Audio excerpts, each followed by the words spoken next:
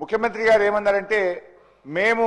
ఈ 10 మంది ఎమ్మెల్యేలు డిస్క్వాలిఫై కారు, అది గతంలో కాలేదు, ఇప్పుడు కూడా కారు అంటే నేను వెంటనే ఇక్కడ నుంచి సుప్రీంకోర్టులో ఉన్న మ్యాటర్ని మీరు ఎట్లా మాట్లాడతారంటే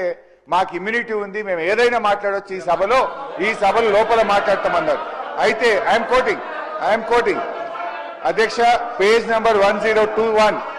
discussion on sub జుడిస్ matter, members cannot refer to any matter of fact on which a judicial decision is pending. Ade vidhanga chapter 18, Parliament and Judiciary,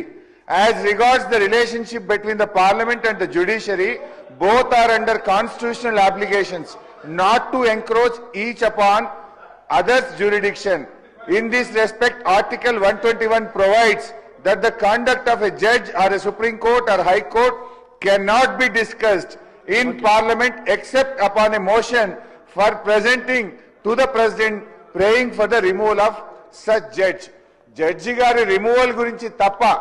supreme కోర్టులో గాని హైకోర్టులో పెండింగ్ ఉన్నటువంటి విషయాన్ని సభలో మాట్లాడకూడదు అని కౌల్ అండ్ షెక్దర్ లో చాలా స్పష్టంగా చెప్పడం జరిగింది.